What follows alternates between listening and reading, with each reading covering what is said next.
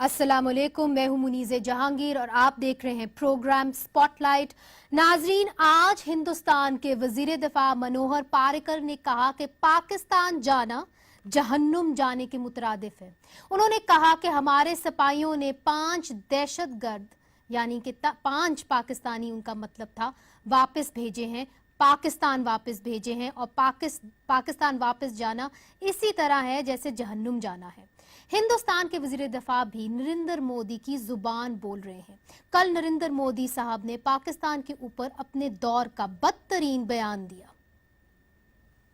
पिछले कुछ दिनों से बलूचिस्तान के लोगों ने, गिलगिट के लोगों ने, पाक ऑक्यूपाइड कश्मीर के लोगों ने, वहां के नागरिकों ने जिस प्रकार से मुझे बहुत बहुत धन्यवाद दिया है, जिस प्रकार से मेरा आभार व्यक्त किया है, ये सम्मान का भाव, धन्यवाद का भाव करने वाले बलूचिस्तान के लोगों का, गिलगिट के लोगों का, पाक के कब्जे वाले कश्मीर के लोगों का मैं आज तहे दिल से आभार व्यक्त करना चाहता हूं। नाजरीन, इन बयानात का पस मंजर जरूर है। याद रहे कि हाल ही में पाकिस्तान ने भारत के सेक्रेटरी खारजा को मकबूजा और जम्मू कश्मीर पर बात करने के लिए इस्लामाबाद दावत दी थी। इससे पहले मुशीर खारजा अमूर सरताज अजीज साहब ने भारत को कश्मीर पर 2 तरफा गुफ्तगू की पेशकश की थी। वो कश्मीर जो आज लहूलुहान है मगर आज़ादी की जंग लड़ा है और आज़ादी की तहरीक वहां पर अरूज पर है। आइए आपको दिखाते हैं कि कश्मीर में हो क्या रहा है। आज फिर 5 कश्मीरी शहीद और 15 जख्मी हो गए। मकबूजा कश्मीर में भारतीय फौज के खिलाफ मुजाहरे थमने का नाम नहीं ले रहे। मुकामी पुलिस के मुताबिक भारतीय फौज ने हुकूमत के खिलाफ नारेबाजी में मसरूफ मुजाहिरीन पर गोला बारूद और छरों वाली बंदूकों का आजादाना इस्तेमाल किया। ये वाकया कश्मीर के गांव अरीपंथन में पेश आया। वाकये की खबर मिलते ही करीबी इलाकों से सैकड़ों लोग मुजाहरे में शरीक हो गए और भारतीय हुकूमत के खिलाफ नारेबाजी की। हिजबुल मुजाहिदीन के कमांडर बुरहान वानी की 8 जुलाई 2016 को हलाकत के बाद से मकबूजा वादी में हालात कशीदा हैं। आज होने वाले वाकये के बाद शोहदा की तादाद 50 से तजावज कर गई है, जबकि हजारों अफराद जख्मी हो चुके हैं, जिनमें 200 के करीब अफराद अपनी बेनाई खो बैठे हैं। दूसरी तरफ वजीर आजम नवाज शरीफ ने आज सरदार याकूब खान से मुलाकात के दौरान आलमी बरादरी से मकबूजा कश्मीर में निहत्ते कश्मीरियों पर होने वाले मुजालिम का नोटिस लेने का मुतालबा किया। वजीर आजम ने कश्मीरियों की आजादी के लिए हर मुमकिन ताउन की यकीन दहानी भी कराई। मकबूजा कश्मीर में 1999 से लेकर अब तक भारतीय फौज के हाथों 68,000 कश्मीरी अपनी आजादी की जंग में जान गंवा बैठे हैं। नाजरीन, आज हमने दावत दी है कुछ मेहमानों को दिल्ली से और श्रीनगर से भी, मगर सबसे पहले आपका तारुफ कराते हैं। हमारे स्टूडियोज़ में इस वक्त मौजूद हैं शेख रोहिल असगर साहब, मेंबर कौमी असम्बली मुस्लिम लीग नून और कायमा कमेटी बराए दफाए डिफेंस के ये चेयरमैन हैं।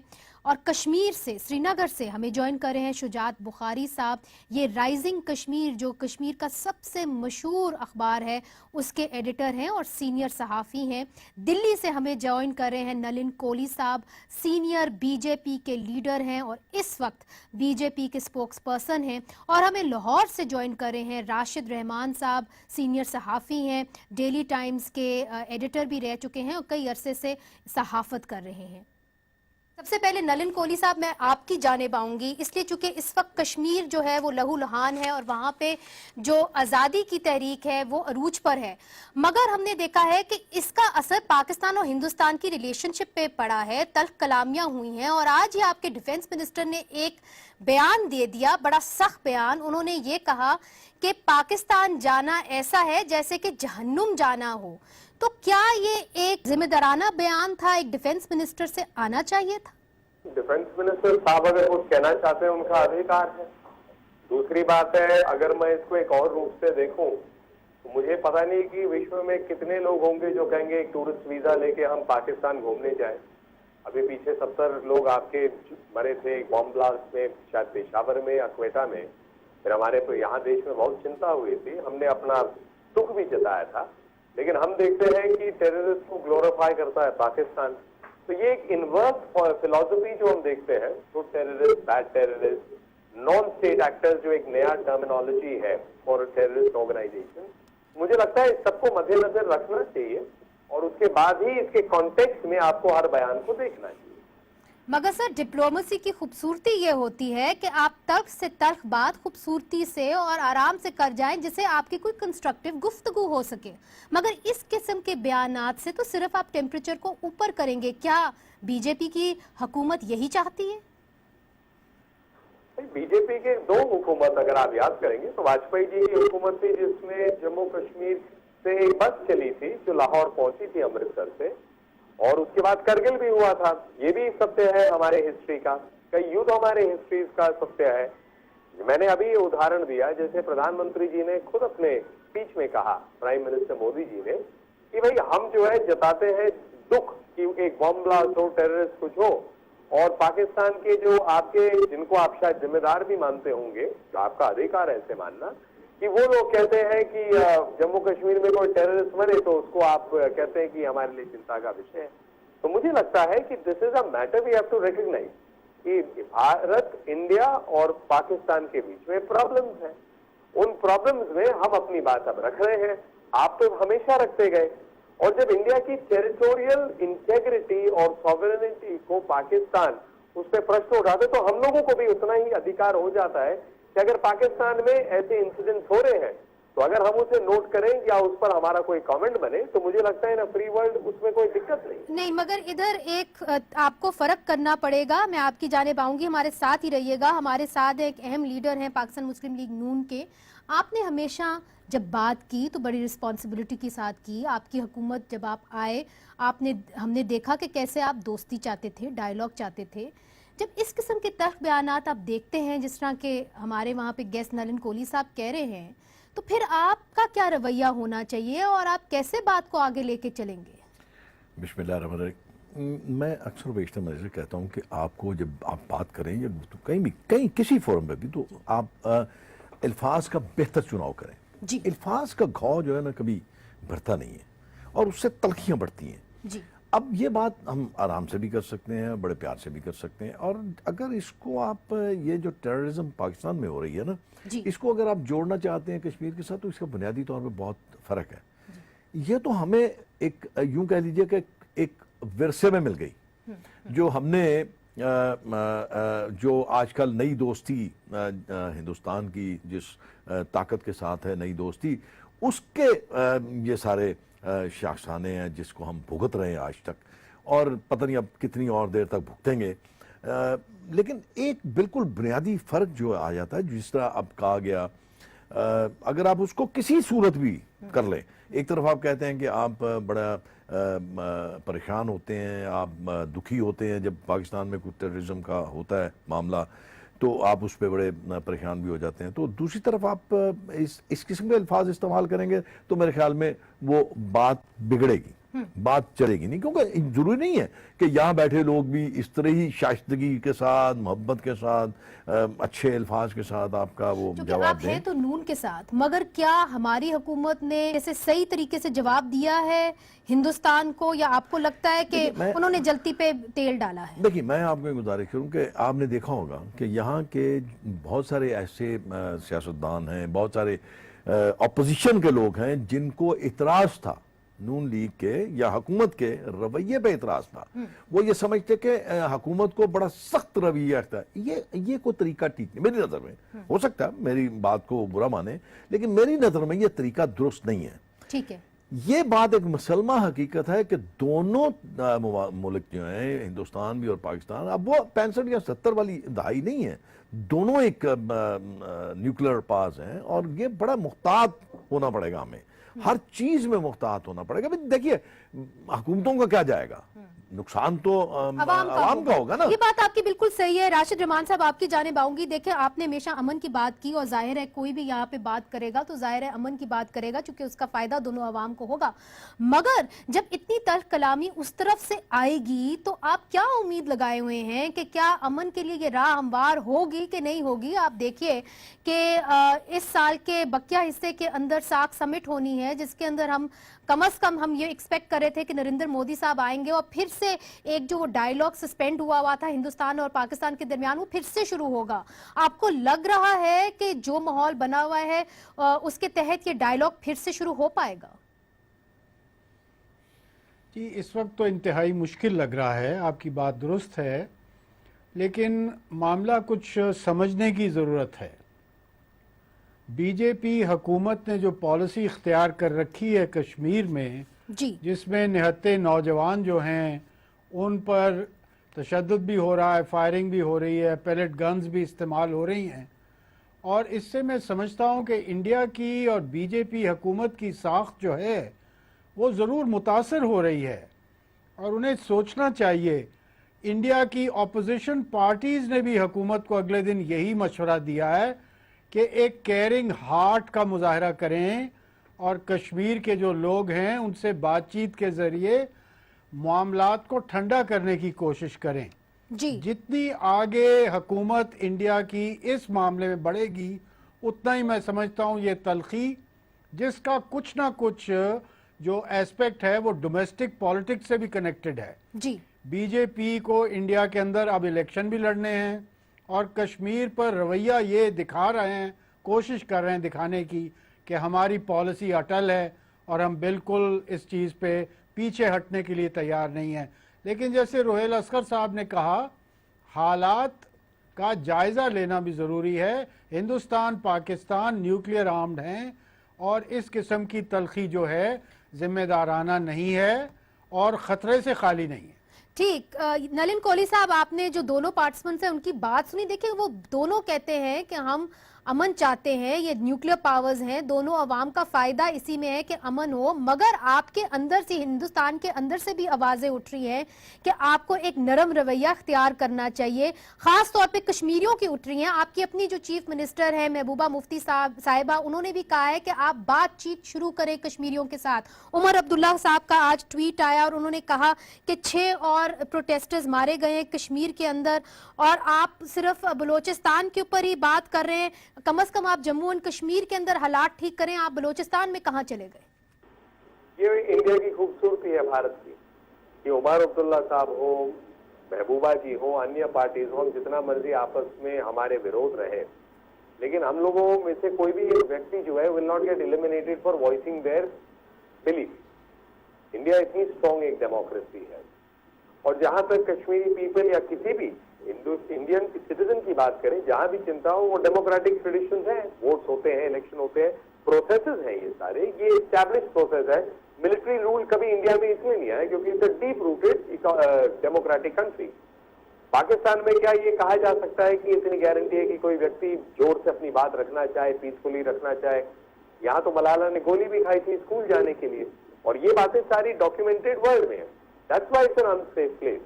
अमन कौन नहीं चाहता? मुझे लगता है पाकिस्तानी लोग भी चाहते होंगे कि अमन उनकी देश के अंदर में होंगे, ऐसे बॉम्ब ब्लास्ट। मगर नलिन कोहली साहब, मैं आपसे एक सवाल करती हूँ। मेरा ख्याल है हमारे जो 2 मेहमान हैं वो भी आपसे यही सवाल करना चाह रहे हैं। आप बलोचिस्तान और आजाद जम्मू कश्मीर को इक्वेट नहीं कर सकते। I don't know what you have said, क्योंकि दोनों अगर बोल रहे हैं ऑडियो खराब है, तो आप अपना सवाल पूछ लीजिए फिर। जी नलिन कोहली साहब, देखें, हमारे जो दोनों पार्टिसिपेंट्स हैं वो दोनों चाहते हैं कि अमन की तरफ राह हमवार हो, मगर वो ये भी समझते हैं चूंकि बीजेपी वहां पे वीक नजर आ रही है, चूंकि वो चाहती है कि अपना लोहा मनवाया जाए, इसलिए वो एक सख्त रवैया इख्तियार किया हुआ है और कश्मीर में अपना लोहा मनवाने की कोशिश कर रही है। मगर मैं आपसे ये भी पूछूंगी, जी जरा ऊंचा पूछेगा।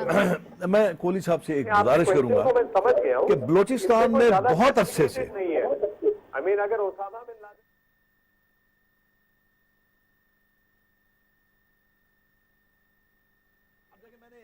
कोहली साहब, आपको रोहेल साहब की आवाज आ रही है? कश्मीरियत और जमहूरियत की बात बीजेपी के प्राइम मिनिस्टर पहले अटल जी ने कहा, और बीजेपी के ही प्राइम मिनिस्टर नरेंद्र मोदी जी कह रहे हैं। जी मैं आपसे कुछ गुजारिश करना चाहता हूं कोहली साहब, दो चीजें। मैं बलोचिस्तान के बारे में आपसे यह अर्ज करना चाहता हूं कि बहुत अरसे से एक दबे लफ्जों में यह बात होती थी, कभी आज तक ओपनली बात नहीं की गई थी कि यहां पे किसी और मुल्क की कोई इंटेलिजेंस एजेंसी जो है वो यहां पे कुछ लोगों को खरीद के कोई ऐसी किस्म की सिचुएशन पैदा कर रहा है कि वहां पे गड़बड़ होती है। एक पहली दफा जब आपके हाथ से एक एजेंट पकड़ा गया और उसने एडमिट किया, जिसको आपने भी उसको एक्सेप्ट किया कि ये हमारा आदमी है, और उसके बाद आपने ये बात क्लियर हो गई। और जब आप उसकी बात करेंगे तो ये बात बिल्कुल क्लियर हो जाएगी कि आपकी इंटरफेरेंस वहां पे मौजूद है बलूचिस्तान में। एक बात। दूसरी बात जो मैं आपसे अर्ज करना चाहता हूं कि कोहली साहब जरा बच के रहिएगा, जो नई नई आपकी दोस्ती है, ये उसामा बिन लादेन जब उनकी जरूरत थी तो वो एक्टिविस्ट था, जब उनकी जरूरत खत्म हो गई तो वो टेररिस्ट हो गया। अब इस चीज से जरा बच के रहिएगा कि आपकी नई नई दोस्ती है, हमने इस दोस्ती से बहुत जख्म खाए हैं, बहुत नुकसान उठाए हैं, और मैं आपको बहैसियत एक छोटा सा इस स्कूल के तालिब-इल्म की हैसियत से आपको ये अपने तजर्बे की रोशनी में कह रहा हूं, अगर आप अपनी हुकूमत तक अपनी आवाज पहुंचा सकते हैं तो कहिएगा, अपने आप को बचा के रखें उनसे। वो उस वक्त तक साथ देते हैं जब उनका कोई दिलचस्पी या उनकी इंटरेस्ट होता है। मैं बात कर रहा हूं अमेरिका की, आपकी ये जो मेरा ख्याल है वो समझ गए। कोहली साहब, would you like to respond? जनाब ऐसा है, दो बातें हैं यहाँ।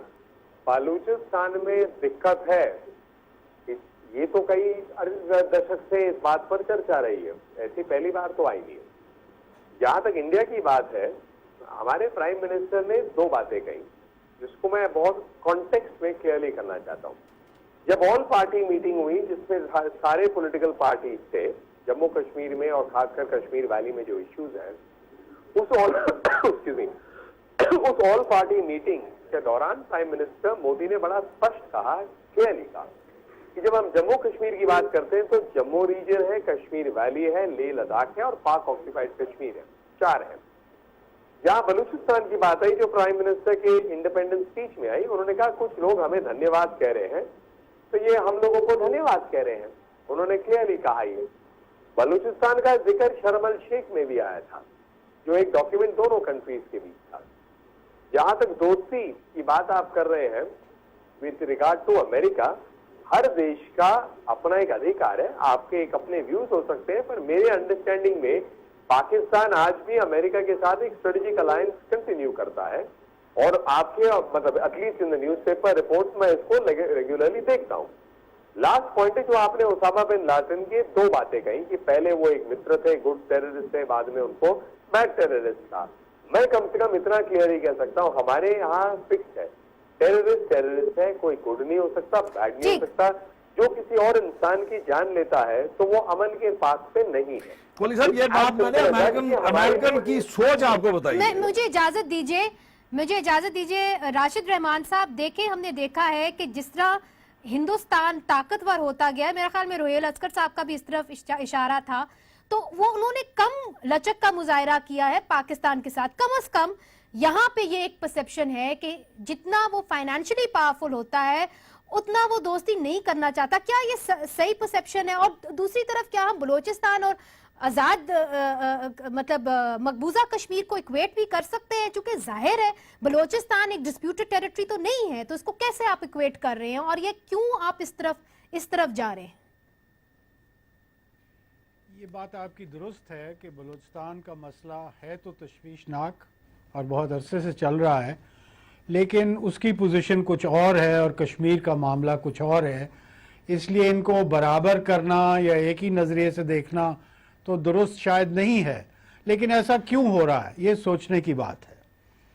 यूँ इसलिए हो रहा है कि मोदी साहब की शायद कोशिश ये है कि कश्मीर को वो हिंदुस्तान का हिस्सा करार देना चाहते हैं, और जैसे बलूचिस्तान पाकिस्तान का हिस्सा है उसी तरह वो कह रहे हैं कश्मीर इंडिया का हिस्सा है। इसलिए इस पर जब आप बात करेंगे तो फिर हमें भी हक है बलूचिस्तान पे बात करने का। अब आप इससे इत्तेफाक करें या ना करें, लगता ये है कि ये लॉजिक है उनका। अब दूसरी बात ये है कि आपने ये कहा कि क्या हिंदुस्तान इसलिए सख्त रवैया इख्तियार कर रहा है चूँकि वो ताकतवर होता जा रहा है। हाँ। अगर आप माजी पर ज़रा नज़र दौड़ाएं, वाजपेयी साहब का जिक्र आया था। मैं समझता हूं कि वाजपेयी साहब ने जो कोशिश की हमारे प्राइम मिनिस्टर नवाज शरीफ साहब के साथ, वो काबिले यानी अच्छी बात थी और बड़ी अच्छी कोशिश थी। अगर वो कोशिश कामयाब नहीं हुई कारगिल की वजह से, तो ये जो दुख है ये बीजेपी की मैं समझता हूँ सारी इरशादात जो हैं उनमें शामिल हो गया है। They feel betrayed. वो समझते हैं कि हमने दोस्ती का हाथ बढ़ाया और हमारे साथ ये रवैया इख्तियार किया गया। अब वो हालात क्या थे, कारगिल क्या हुआ, मैं उस तफसील में नहीं जाना चाहता। हो सकता है, मैं कह रहा हूं कि मोदी साहब की हुकूमत जो है उस तजुर्बे की बिना पे समझती है कि सख्त रवैया ही मुनासिब है और पाकिस्तान के साथ बात जो है एक पोजीशन ऑफ स्ट्रेंथ से करनी चाहिए। लेकिन सवाल ये पैदा होता है कि तलखी जो है जी, तलखी से बात आगे नहीं बढ़ेगी। और अगर कश्मीर में यही रवैया रहा जो आज तक है और जो पिछले दिनों में और ज्यादा सख्त हो गया है, तो मैं समझता हूं कि फिर पेशरफ्त शायद मुश्किल हो जाएगी। नलिन कोहली साहब, क्या बीजेपी की हुकूमत समझती है कि पाकिस्तान जो है उन्होंने उनको धोखा दिया जब कारगिल हुआ, शायद इसीलिए आपका ये एटीट्यूड है मियां नवाज शरीफ की हुकूमत के साथ?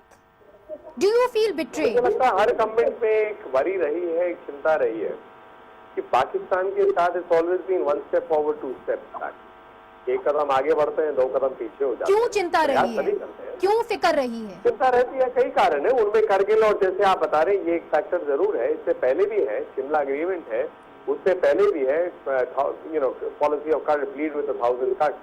तो कई चीजें हैं। अब इनके ये सब हिस्टोरिकल रियलिटीज है।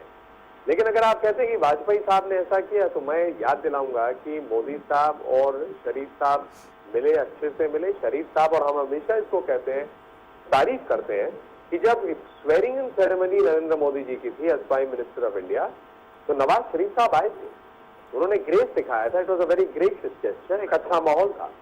अगर मैं बात करूं कि अनप्रेसिडेंटेड है कि प्राइम मिनिस्टर मोदी अपने काबुल से आ रहे हैं, ही ड्रॉप्स बाय पाकिस्तान। कई लोगों ने तो यहां भी क्रिटिसाइज किया कि ऐसे थोड़ी ना होता है फॉरेन रिलेशन, लेकिन उन्होंने किया है। तो ये मुझे लगता है पेरिस में एक साइड पे मौका हुआ, उसके बाद हमारे नेशनल सिक्योरिटी एडवाइजर वो मिले, NSA। तो ऐसा नहीं है कि कोशिशें नहीं की गई हैं, लेकिन ये इन कोशिश, ये जो सारे कोशिश किए गए हैं, इनमें कामयाबी इसलिए नहीं आई है क्योंकि कहीं ना कहीं एक फैक्टर ऐसा है कि क्या पाकिस्तान की इंटायर सेटअप में रेड लाइन के ऊपर में प्राइम मिनिस्टर मोदी ने एक इंटरव्यू में अभी पीछे चैनल पे कहा कि रेड लाइन किसके लिए करते हैं, वहां डेमोक्रेटिकली इलेक्टेड गवर्नमेंट के लिए तो नहीं हो सकता। तो ये सारी चीजों को आप मन में रखिए, जो स्टेटमेंट्स हैं, जो एक्ट हैं, फिर आप एक असेसमेंट करिए अबाउट इंडियाज पॉलिसी करंटली। मगर सर, कता कलामी माफ, यू सी आपकी तो बहुत समय रहा है, फिर भी कोशिशें हुई हैं। आपकी जो पॉलिसी इस वक्त है उसके अंदर आपकी जो तल्ख कलामी है, ये आपके लिए क्या एक ला हासिल बहस के अंदर आप, और जिसे कहते हैं तू मैमे के अंदर तो आप इंडल्ज नहीं हो जाएंगे? और जहां तक कश्मीर का सवाल है, तो सिर्फ यहाँ से तो क्रिटिसिज्म नहीं आ रही, आपके अंदर से भी, हिंदुस्तान के अंदर से भी आवाजें उठ रही हैं। मैं अरुंधति रॉय का आपको मिसाल देती हूँ, जो एक बहुत अच्छी वेल नोन इंटरनेशनल राइटर हैं, जिन्होंने कहा कि हिंदुस्तान को ये पूछना चाहिए कि क्या कश्मीर को हिंदुस्तान से आजादी चाहिए या आज हिंदुस्तान को कश्मीर से आजादी चाहिए। और जो आपके डोर स्टेप के ऊपर इतना बड़ा सानिया हो गया है, कश्मीर का सानिया, इसको आपको एड्रेस तो करना पड़ेगा। इसका मैं जवाब दे दूंगा कि Arundhati Roy, she is entitled to a view. Our constitution provides equality of freedom of thought. But Arundhati Roy ji ये मानती है कि उनको गोली सर में कल सुबह कोई मारेगा नहीं, या कोई बम उनकी गाड़ी में नहीं डाल देगा क्योंकि उन्होंने ऐसा कहा। आई एम सॉरी टू से, बट मुझे नहीं लगता कि पाकिस्तान में सेम करेज कोई कह सकता है। नहीं सर, यहाँ पे बहुत लोग, यहाँ पे बहुत सारी अरुंधति रॉय हैं। आप पाकिस्तान एक ही बार आए हैं, मेरा ख्याल है आप लंबे अरसे के लिए पाकिस्तान नहीं आए। एग्जाम्पल ऐसे कह दूंगा जो अरुंधति रॉय के बिल्कुल अगेंस्ट बोल रहे हैं इन बातों को। अच्छा, रोहेल साहब कुछ कहना चाहते हैं? इसमें देखिए, मैं अब बलूचिस्तान की कोहली साहब को एक चीज क्लियर करना चाहता हूं। बी राइटर और C in person believe it's a far more structured approach. हाँ, मगर उमर अब्दुल्ला साहब कोई राइटर तो नहीं है, वो चीफ मिनिस्टर रह चुके हैं कांग्रेस पार्टी के अहम। जी, सलमान खुर्शीद साहब ने जो कांग्रेस से है वो किया है, आपके पर आपकी पार्टी पे तंकीद की। मगर रोहेल अस्कर साहब कुछ कहना चाहते हैं? मैं इसमें थोड़ा सा कश्मीर और बलूचिस्तान को जैसे आपको कंप्रोमाइज नहीं कर सकते। कश्मीर में आप कतई तौर पे कोई फॉरेन प्रेस नहीं जा सकता, आप किसी इंडिपेंडेंट प्रेस उनके को views आपको हैं, इजाजत नहीं है, entitled to it. कतगन है वहां पे। जी बलोचिस्तान में ऐसा नहीं है, बलोचिस्तान में आप फ्री है, अगर आप जाना चाहते हैं, आप देखना चाहते हैं, आप वहां पे मूव ओवर करना चाहते हैं तो आपको वहां रोक टोक नहीं है, because Balochistan is part of Pakistan. पर यहाँ पे एक डिस्प्यूटेड टेरिटरी है। एक बात तो मैं आपको, अब सारी बातें छोड़ दें, 3.5 साल जो इस हुकूमत की बात कर रहा हूं मैं, 5 साल उस पास हुकूमत की बात करें, 3.5 साल में हमारा रवैया, इस हुकूमत का रवैया इंतहाई मुस्बत रहा है और हमें बहुत तनकीद भी अब बात बर्दाश्त करनी आगे पड़ेगी। कैसे बढ़ेगी? रोहिल अस्कर ये साहब, लोग जब हल तक- चाहते हैं। जब तक आप अपना रवैया दुरुस्त नहीं करेंगे, देखिए अब इतने अरसे से हिंदुस्तान की एक फौज, एक बहुत बड़ी फौज जो है वो कश्मीर के अंदर है जी और रोजाना बिला नागा, अभी ये बातें बाहर नहीं आती क्योंकि मैंने आपको बताया कि प्रेस इस तरह फ्रीली मूव नहीं कर सकता। आप बेशक इनसे पूछ जी। लीजिए, वहां मूव नहीं कर सकता प्रेस। जी बिल्कुल सही है, वहाँ पे कर्फ्यू है और मीडिया ब्लैकआउट है, बिल्कुल है, सही कह रहे हैं। उसमें अगर देखेंगे आप तो वो इनके लिए, अपने लिए नुकसानदेह है। जब तक ये मामला चलता रहेगा, अगर आप बैठ के बात नहीं, हमारा मौका भी ये है कि आप बैठ के बात कीजिए, आप उनकी ग्रीवियंसेस देख लीजिए, क्या वो चाहते क्या है। अगर वो कुछ अपना चाहते हैं तो आप उनको उनकी चाहत पूरी कर दीजिए। ठीक है। हमारा तो उसमें हाथ या उसमें इंटरेस्ट ही कोई नहीं। जी। हम तो सिर्फ इसलिए कहते हैं कि ह्यूमैनिटेरियन ग्राउंड के रोजाना की बिनाद पर वहां ठीक। एक कत्ल गारत और पुरतशद्दद वाक़यात मुझे यहाँ हो पे रहे एक हैं। वक्फा लेना है और वक्फे के बाद हम कोशिश करेंगे मकबूजा कश्मीर फिर से जाने की। जैसे कि रोहिल अस्कर साहब ने कहा कि वहां पे एक मीडिया ब्लैकआउट है, हम कोशिश करेंगे कि राइजिंग कश्मीर के एडिटर से बात करें, उनके पास बहुत कुछ है कहने को, मगर कम्युनिकेशन लाइंस वहां पे इस वक्त नहीं चल रही। चलते हैं वक्फे पे और वक्फे के बाद हाजिर होते हैं। वेलकम बैक नाजरीन, आखिरकार हमारा मकबूजा कश्मीर से राब्ता हो गया है। इस वक्त हमारे साथ मौजूद हैं शुजात बुखारी साहब, राइजिंग कश्मीर के एडिटर हैं। शुजात बुखारी साहब, जो कश्मीर में हो रहा है हम यहाँ बैठे देख रहे हैं, मीडिया ब्लैकआउट है, वहां पे जो सैकड़ों लोग हैं जख्मी हो चुके हैं, दर्जनों इस वक्त मारे गए हैं। ये बताइए कि इस वक्त महबूबा मुफ्ती ने कहा है कि हिंदुस्तान की हुकूमत को, मोदी हुकूमत को बातचीत करनी चाहिए, क्या बातचीत से मसाइल हल हो जाएंगे? देखिए मुनज़्ज़ा, जब मैं आपके साथ बात कर रहा हूँ इस वक्त भी, जब मैं अपने घर में बैठा हूँ तो बाहर मस्जिदों में तराने चल रहे हैं और पिछले तकरीबन 40 रोज से कश्मीर में तकरीबन मजमूई तौर पूरे कश्मीर में कर्फ्यू की सूरत हाल है, रेस्ट्रिक्शंस हैं और लोग अपने घरों में महसूर हैं। और आज भी 5 लोग जो सिविलियंस थे वो मारे गए और मेरे ख्याल से 30 से ज्यादा जख्मी हुए पुलिस और पैरामिलिट्री फोर्सेस की फायरिंग में। और ये खून चिका दास्तान जो है ये काफी देर से चल रही है और कश्मीर आप समझिए कि एक बहुत बड़ा जेल है और मुझे नहीं लगता है कि कोई ऐसी सूरत हाल सामने आ रही है जिससे हम ये कहें कि कश्मीर अगले कुछ दिनों में या कुछ हफ्तों में नॉर्मल हो सकता है। जहां तक आपके सवाल का ताल्लुक है कि महबूबा मुफ्ती ने कल कहा कि बातचीत से मसाइल हल, बातचीत होनी चाहिए हिंदुस्तान और पाकिस्तान के दरमियान, बल्कि उन्होंने ये भी कहा कि कश्मीर के दोनों हिस्सों, जो हद मुतारिका है उसके दोनों हिस्सों के जो कश्मीर है उसमें उनको इकोनॉमिक फ्री ट्रेड जोन बनाया जाए और रास्ते खोले जाएं, बाकी चीजें होनी चाहिए।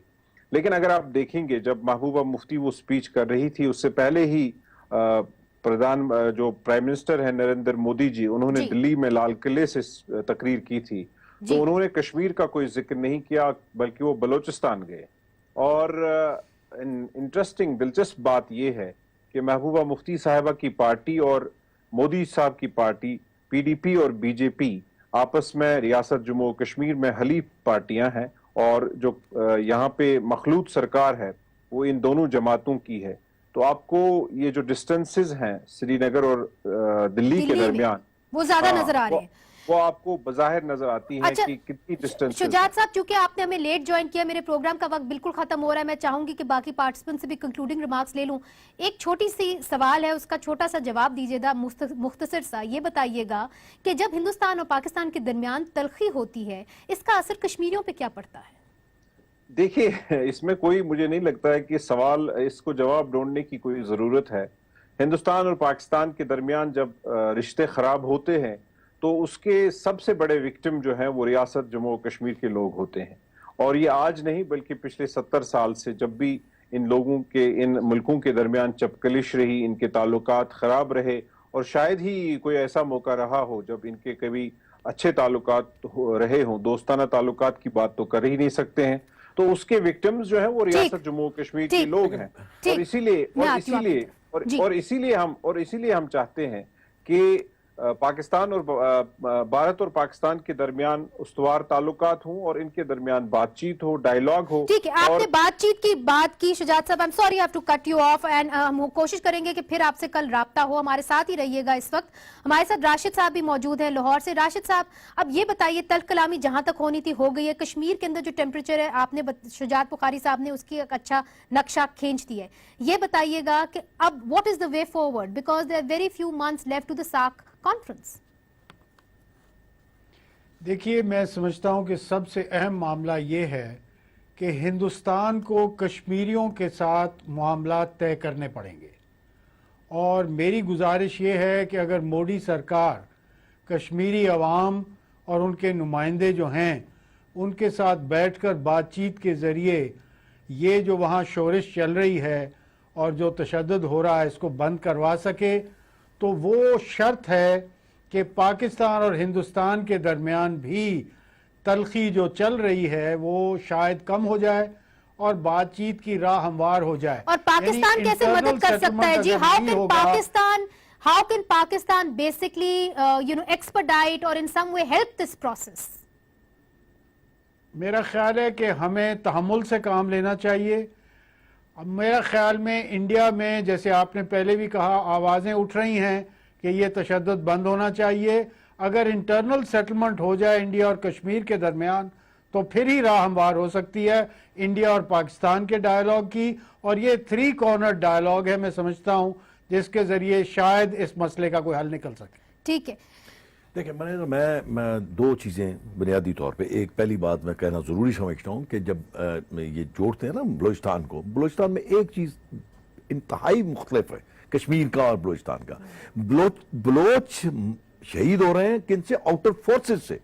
आउटर फोर्सेस कौन? जो govern by the other countries, जो बाकी और इंटेलिजेंस कंपनी, उनसे गवर्न होते हैं, और बलोच शहीद हो रहे हैं। सर, हमारे प्रोग्राम का वक्त बिल्कुल खत्म हो रहा है। मैं आपसे जानने की कोशिश करूंगी, क्या पाकिस्तान कुछ ऐसा कर सकता है जिससे जो बैक चैनल टॉक्स हैं आप उसको इंगेज करें और मामला हल की तरफ लेके जाएं, पुश करें मोदी गवर्नमेंट को that they find settlement with Kashmir? देखिए, पाकिस्तान ने हमेशा तहम्मुल मजाजी का मुजाहरा किया है, सब्र का मुजाहरा किया, और कहीं भी रिएक्शंस नहीं दिखाई गई, कहीं भी इनको दिया। और आज भी